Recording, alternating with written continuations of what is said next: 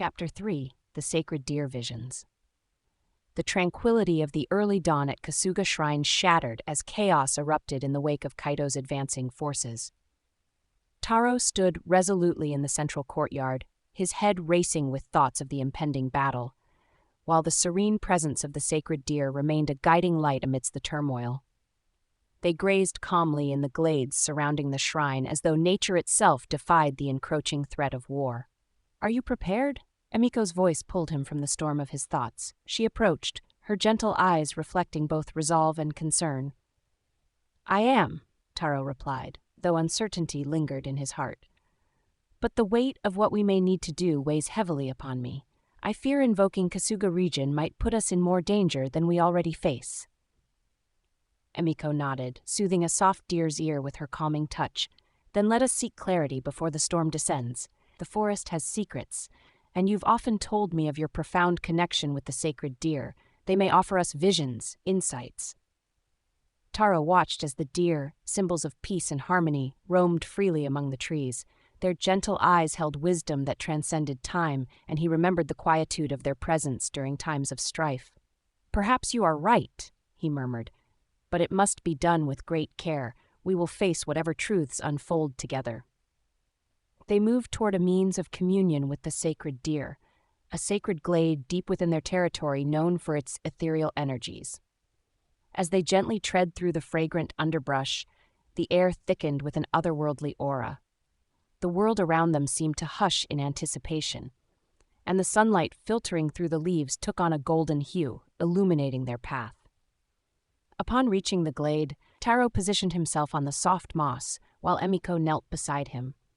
He could feel the pulse of the earth beneath them, a symbiotic relationship of life and magic.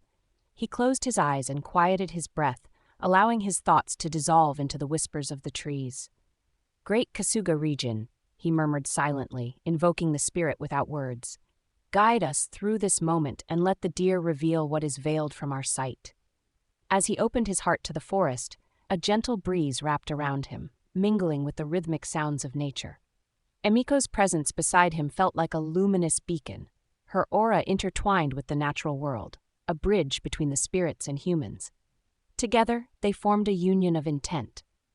Moments passed in peaceful stillness, and then the harmony shifted. The deer approached, their large eyes sparkling with a knowing flicker. Taro felt a warmth spread through him as they gathered around, enveloped in a protective circle. Suddenly, a shimmer broke through the air, rippling like water beneath a stone's surface, and an image materialized. Taro gasped softly as visions washed over him, a kaleidoscope of memories and fates intertwining like the roots of ancient trees. He saw Nara's landscape as it had flourished, vibrant meadows, serene rivers, and the majestic Mount Mikasa, surrounded by wisps of ethereal mist. Then the scene shifted. The mountains darkened, and shadows engulfed the land. The essence of Kasuga Ryūjin stirred within the depths of the mountain, a looming presence struggling against chaos. "Guardians, rise!" A voice resonated in his mind, powerful yet imbued with sorrow. Taro felt a jolt of recognition as he realized it was the voice O. Each face carried hope, worry, and determination, resonating with a faith that transcended the threshold of life and death. There were shadows, too, creeping ever closer. Those were Kaito's soldiers. Their harsh laughter mingled with the crackling energy of conflict. Taro's heart raced, and the primal urge to fight surged within him. The deer around him moved closer, their soft breaths calming him even as fear gripped his heart. Emiko's voice cut through the tension softly.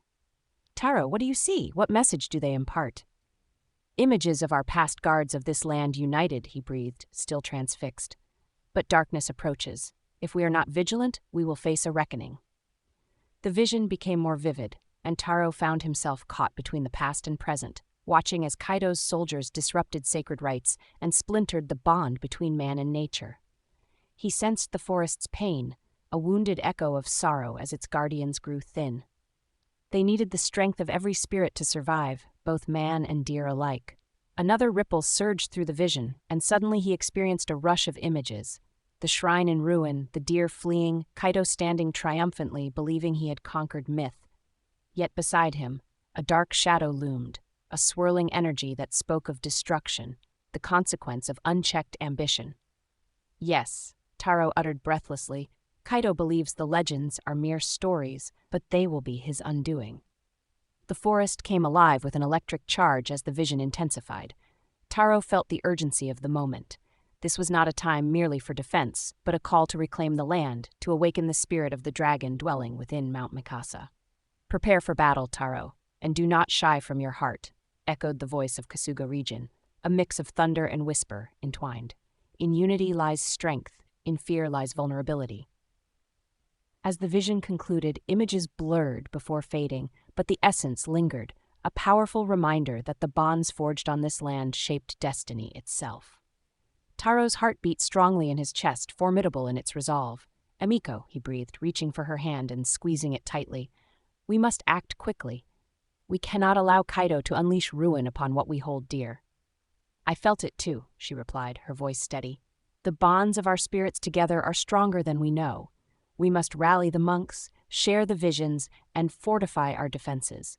The spirits will guide us." The deer around them seemed to sense the shift in their energy, drawing closer, as though understanding the urgency of what lay ahead. They embodied the essence of both protection and vulnerability, silent witnesses to the struggle between their tranquil world and the encroaching dark. Awakening from their trance, Taro and Emiko rose together, fueled by newfound determination. "Let us gather the monks and prepare the wards," Taro declared, his voice echoing the resolution growing within him. "The time has come for us to demonstrate the strength of unity and the spirit of Kasuga Ryūjin." As they made their way back through the forest, the atmosphere shifted, electricity crackled in the air, and the deer followed closely in their wake. Each step echoed an unspoken prayer, a hope that coursed through the ancient roots of the trees, whispering tales of old. Awareness tinged the air as Taro stepped past the threshold of mortals and spirits, intertwined in a mission that resonated through time guardians rising